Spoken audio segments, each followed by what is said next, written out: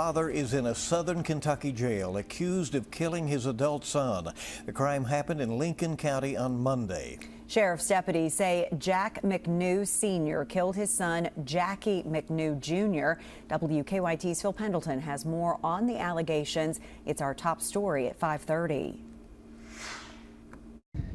And sheriff's deputies say that this all started Monday afternoon, just after noon. The 911 center received a call from a man claiming that he had just shot his son. And according to the police citation, he shot his son multiple times to make sure that he was dead.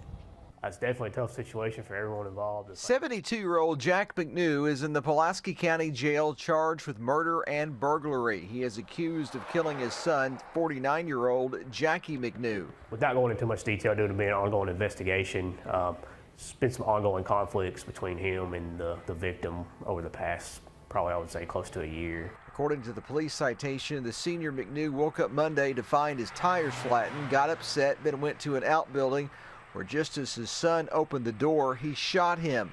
After the victim fell, police say he shot again 2 to 3 more times to make sure that he was dead.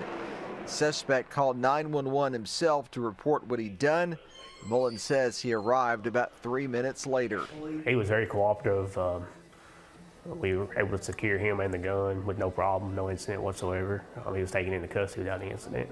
According to the police citation, McKnew Sr. told police that he shot and killed his son because he, quote, didn't want anyone to see his son acting that way.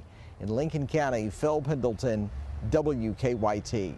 Well, Fox and Friends Funeral Home is currently handling arrangements for Jackie McKnew, and according to an online post, a memorial service will be held at a later date.